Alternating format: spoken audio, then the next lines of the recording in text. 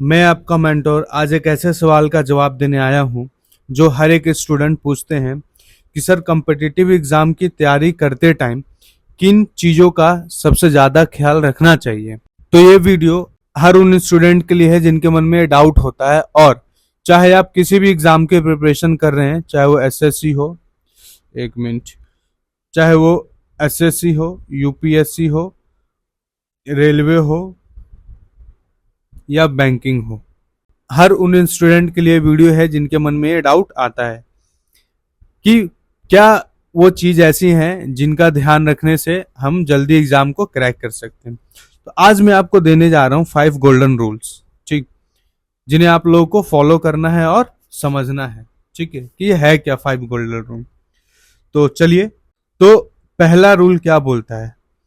तो पहला है कि देखो, concept is king not just a रट्टा लर्निंग। मतलब कि आप लोगों को ना सिर्फ रट्टा मार के नहीं पढ़ना है, ठीक है, मतलब सिर्फ याद करना काफी नहीं है, चीजों को, कॉन्सेप्ट को समझना बहुत जरूरी है। अगर आप कॉन्सेप्ट समझते हो ना, तो आप उसको लॉन्ग टर्म तक अपने माइंड में रख सकते हो और उसे अप्लाई कर सकते हो आने वाले किसी भी एग्जाम में और किसी भी क्वेश्चन के ऊपर, ठीक। अगर आप रट्टा मारते हो तो रट्टा मार के आप ज्यादा से ज्यादा 10 दिन, 20 दिन, ज्यादा से ज्यादा 25 दिन आप उस चीज को याद रख सकते हो, फिर उसके बाद भूल जाओगे जब तक दोबारा और उसे पढ़ो ना और रट्टा ना मारो दोबारा, ठीक है। क्योंकि देखो, एग्जाम में ना डायरेक्ट क्वेश्चन नहीं आता, बल्कि ट्विस्टेड या एप्लीकेशन बेस्ड क्वेश्चन आते हैं, ठीक। मतलब क्या है कि आपको किसी भी कॉन्सेप्ट का पता है, वाई, एक मिनट में यहां लिखता हूं, वाई और व्हाट और हाउ, ये सारी चीजें पढ़ना है, ठीक है। क्यों, क्या और कैसे, ये बहुत जरूरी है। अगर आप लोगों ने ये पढ़ना स्टार्ट कर दिया, क्यों, क्या, कैसे, तो आप मतलब सही रास्ते पे फिर जा रहे हैं, ठीक। किसी भी सब्जेक्ट का एक टॉपिक उठाओ और उस टॉपिक से, उससे रिलेटेड पढ़ना शुरू कर दो। मतलब आपके मन में ना एक, क्या बोलते हैं उसको, एक हमेशा क्वेश्चंस, एक हमेशा वो आना, राइज होना चाहिए, ठीक है। जैसे कि मैं सिविल इंजीनियरिंग का मेंटर हूं, ठीक, तो मैं उसी पे एक एग्जांपल देता हूं कि जैसे कि आपने सीमेंट सेटिंग टाइम याद किया, ठीक है, तो उससे याद करने से पहले आपको समझना होगा कि वो सेटिंग टाइम होता क्या है सीमेंट का, ठीक है। अब जैसे कि हम लोग ऑर्डिनरी पोर्टलैंड सीमेंट का सेटिंग टाइम कितना होता है? इनिशियल 30 मिनट होता है, ठीक है, और फाइनल होता है हमारा कितना? 10 घंटा। तो हमें इससे पहले ये जानना जरूरी है कि वो सेटिंग टाइम है क्या, ठीक है। मतलब जैसे कि हम लोग उसका प्रोसेस क्या है, उसको हाइड्रेशन या फिर क्या चीजें पहले रिएक्ट करता है, कौन सा केमिकल पहले रिएक्ट करता है, तो वो चीजें हमें पढ़ना है, ठीक है। मतलब उसका एक आप लोगों को समझ, उसका कॉन्सेप्ट पहले जरूरी पढ़ना है। तो आई होप आप लोग को ये समझ में आ गया होगा कि आप लोग को जस्ट रट्टा नहीं मारना है, आप लोग को समझ के पढ़ना है चीजों को, और आपको हमेशा क्लियर रहना है अपने कॉन्सेप्ट से, ठीक है। तो चलिए अब सेकंड पॉइंट पे बात करते हैं हम लोग। तो सेकंड पॉइंट है कंसिस्टेंसी बीट इंटेंसिटी, ठीक है। देखो, एक दिन 10 घंटे पढ़ो और फिर 3 दिन ब्रेक लो, तो ऐसे एग्जाम नहीं निकलता है। जैसे कि देखो, एक बच्चा है, वो 2 दिन लगातार पढ़ रहा है, ठीक है, उसने 2 दिन पढ़ा, एक दिन 10 घंटे, अगले दिन में 10 घंटे पढ़ा, फिर 3 दिन तक गायब रहा वो, ठीक है। और एक स्टूडेंट है, एक बच्चा है ऐसा कि वो 6 घंटे पढ़ रहा है डेली करके, वो पूरा रेगुलर रहता है, ठीक है, मतलब कंसिस्टेंट रहता है वो, ठीक है, 6 घंटा उसको पढ़ना है, मतलब पढ़ना ही है। तो एग्जाम किसका क्रैक होगा? ये जो 10-10 घंटे करके 2 दिन पढ़ता है, या 6 घंटे जो डेली पढ़ता है? ऑब्वियसली बात है, जो 6 घंटे डेली पढ़ता है उसका सिलेक्शन होगा, ठीक है। तो आपको कंसिस्टेंट रहना है, ठीक है, मतलब अपने जो सिलेबस है, आपका आपका जो सब्जेक्ट्स है, उसके हमेशा टच में रहना है, ठीक है। देखो, लंबा सफर है तो रोजाना पढ़ो, चाहे वो 3 घंटा हो, 6 घंटा हो, तभी आपका सिलेक्शन होगा, जो है साफ बात है, ठीक है। और डेली स्टडी करो, रूटीन बनाओ, मतलब हर चीजें ना स्टेप बाय स्टेप करो, ठीक। मतलब कि आप लोगों को खुद को पता है वीकली वो कर लेना है, बिजी कर लेना है, ठीक है। वीकली एक आप लोगों को अपना एक रूटीन बनाना है, ठीक। रूटीन बना के आप लोग को स्टडी करना है कि आज ये पढ़ना है, आज वो पढ़ना है, आज ये पढ़ना है। अगर आप सिविल इंजीनियरिंग के एग्जाम के लिए प्रिपरेशन कर रहे हैं तो मैं आप लोगों को मेंटरशिप प्रोग्राम दे रहा हूँ यूट्यूब पे, आप लोग उसको फॉलो कर सकते हैं, ठीक है। अदरवाइज आप किसी भी एग्जाम के प्रिपरेशन कर रहे हैं तो आप लोग खुद को टारगेट दें डेली का, ठीक है। डेली बेसिस पे टारगेट दें, डायरी बनाएं और डेली उसको अचीव करें, ठीक है। तो चलिए अब तीसरे पॉइंट के ऊपर बात करते हैं, स्मार्ट वर्क हार्ड वर्क। तो हमें क्या करना है, देखो सिर्फ किताबें पर डिपेंडेंट होना ये एग्जाम नहीं निकलता है। सपोज मान लो कि कोई भी एक सब्जेक्ट ले लो, फिर मैं वो एग्जांपल दूंगा, मैं सिविल इंजीनियरिंग का मेंटर हूं, तो एक सब्जेक्ट उठाया हम लोगों ने, सपोज सॉयल मैकेनिक्स, ठीक है। सॉयल मैकेनिक्स उठाया, सपोज कि उसमें 500 to 600 पेज हैं, ठीक। और एक स्टूडेंट है जिसने सॉयल मैकेनिक्स से बुक से पढ़ा है, ठीक है, और उसने इस बुक को खत्म करने के लिए 20 से 25 दिन लगाए हैं, ठीक है। और एक स्टूडेंट है जो बनाए हुए नोट से, कोचिंग ज्वाइन किया है, कोचिंग के प्रोवाइड किए हुए नोट से उसने पढ़ा है 10 दिन में बस सॉयल मैकेनिक्स पूरा, ठीक। तो एग्जाम किसका क्रैक होगा, इसका या इसका? तो ऑब्वियस सी बात है इसका, क्योंकि इसने जो नहीं भी पढ़ना चाहिए था वो भी पढ़ लिया, ठीक है। एग्जाम देखो, कॉम्पिटिटिव एग्जाम में क्या होता है, सिलेक्टिव पढ़ना होता है, ठीक। ज्ञान नॉलेज इकट्ठा करने के लिए आपके पास बहुत लंबा टाइम मिलेगा आगे, ठीक है। तो आप लोग सिलेक्टिव पढ़ें, ठीक है, तभी आपका कुछ होगा। देखो ये सपोज ना सिलेबस है, ये एक बॉक्स है, ये सिलेबस है ऐसा मान लो, ठीक। बट एग्जाम में पूछा पता कितने से जाता है, इतने से, ठीक। बाकी ये रुझाने के लिए दिया हो रहता है, ठीक है, उलझा देता है स्टूडेंट को बाकी का सिलेबस। बस आपको ये, अगर आपको ये पता चल जाए ना कि मुझे एग्जाम के लिए पढ़ना क्या क्या है, तो आधा काम तो वही इजी हो जाता है एग्जाम को निकालने, ठीक है। तो आप लोग सिलेक्टिव पढ़ें, स्मार्ट वर्क करें, ठीक है। हर एक नोट्स बनाएं। देखो एक होता है कोचिंग नोट्स प्रोवाइड करता है, ठीक, और एक होता है आप लोग सेल्फ नोट्स बनाते हैं। तो आप लोग सेल्फ नोट्स बनाएं, वो ज्यादा एफिशिएंट रहेगा आपके लिए रिवीजन करने के फॉर्म से भी और हर तरीके से भी, ठीक है। क्योंकि आप लोग उसमें खुद के लैंग्वेज में चीजें लिखते हैं, जो बच्चा खुद की लैंग्वेज में चीजें लिखता है ना, वो चीजें जल्दी समझता है और भूलता भी नहीं जल्दी, ठीक है। तो स्मार्टली स्टडी करें, ठीक है। सिलेबस के नीचे दबना नहीं है, सिलेबस को दम एक उंगली पर रखना है, ठीक।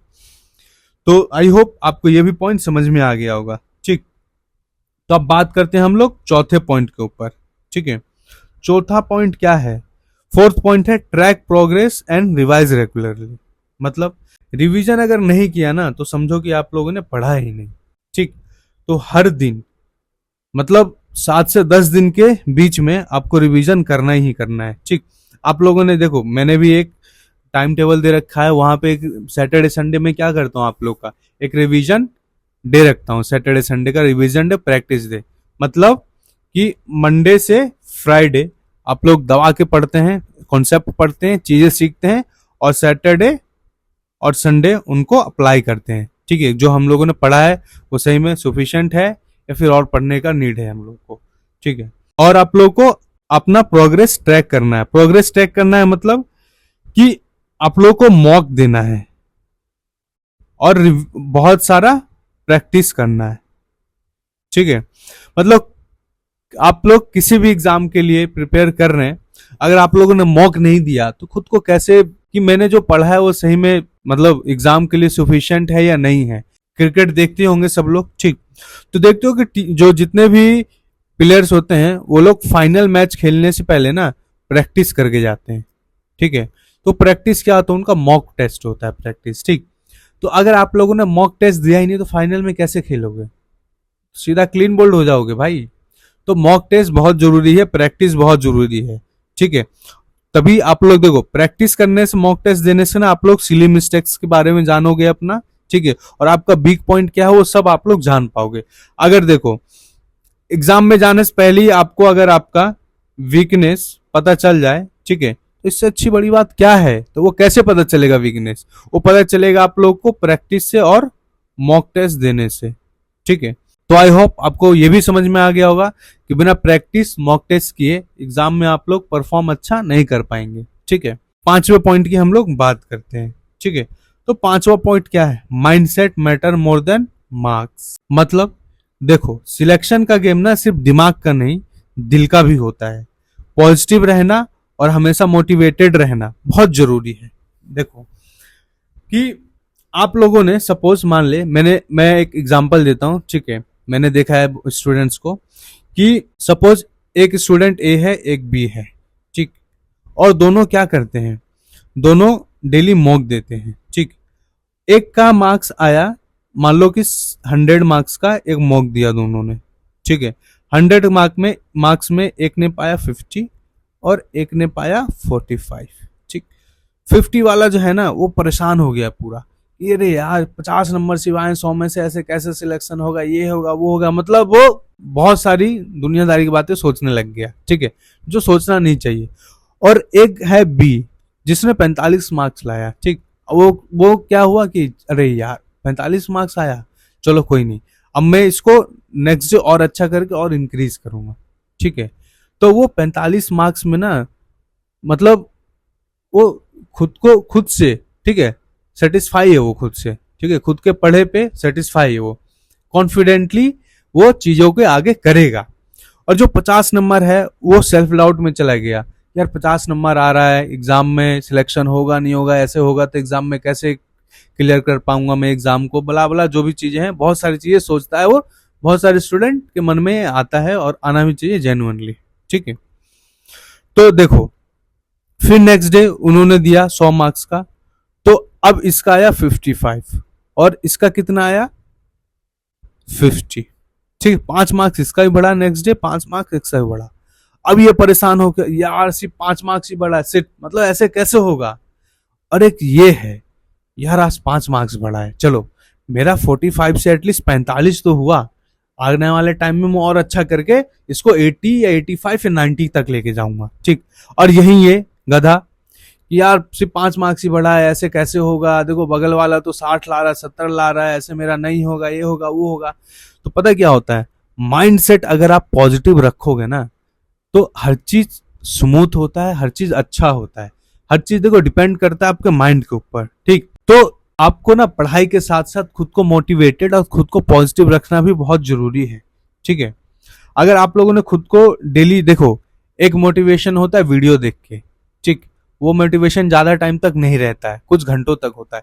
एक मोटिवेशन होता है कि खुद को ट्रैक करके धीरे डे बाय डे जो प्रोग्रेस कर रहे हैं उसमें खुश होके खुद को मोटिवेट करना। वो मोटिवेशन ना आपको आपके गोल तक लेके जाएगा। ठीक है, ये बात हमेशा ध्यान रखना।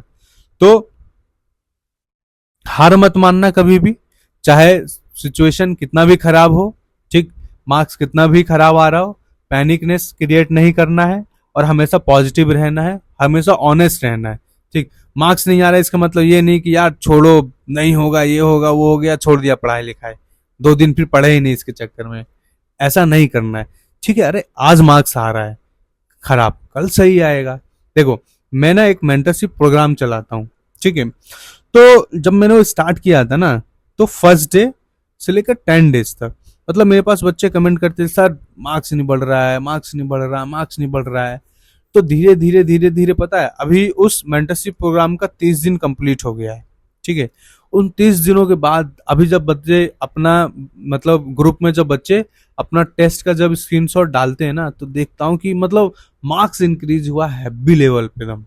ठीक है, तो इसीलिए कहते हैं कि हर एक अच्छी चीज टाइम मांगता है, तुम टाइम दो चीजें ऑटोमेटिक ठीक हो जाएगा।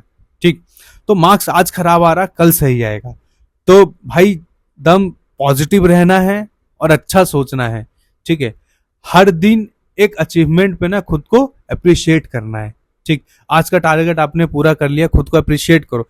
खुद को अप्रिशिएट करना बहुत जरूरी है, अगर आपने खुद को ही अप्रिशिएट नहीं किया तो दुनिया तो ऐसे ही नहीं करती है। ठीक है, तो आई होप आप लोग ये सारा पॉइंट समझ में आ गया होगा। ठीक, और देखो एग्जाम हो या लाइफ, भाई लड़ना हर जगह है। ठीक, तो लड़ाई से कभी मत डरो, खुद को ना योद्धा समझो, वॉरियर समझो। ठीक, कि चाहे वॉर कहीं भी हो, एग्जाम का हो या लाइफ का हो, ठीक है, लड़ेंगे और जीतेंगे। तो डरना किसी भी सिचुएशन में नहीं हो, हमेशा खुद को पॉजिटिव रखना है, अच्छा सोचना है और दूसरों के लिए भी अच्छा करना है, तभी आपके साथ अच्छा होगा, ठीक है। तो आई होप आपको सारी चीजें समझ में आ गया होगा। और अगर आपको ये वीडियो अच्छा लगा है तो कमेंट बॉक्स में आप मुझे बता सकते हैं, ताकि मैं और ऐसे ऐसे सेशंस आपके लिए लेकर आऊं और आपको मोटिवेटेड रखूं, आपको गाइड करता रहूं एग्जाम को क्रैक करने में, ठीक है, और हेल्प करता रहूं मैं हर चीजों में। तो धन्यवाद आप सभी का लास्ट तक बने रहने के लिए। अच्छा सोचें और दूसरों को प्रेरित करें खुद से। तो मिलता हूं आपको एक ऐसे ही अगले सेशन में। जय हिंद, जय भारत।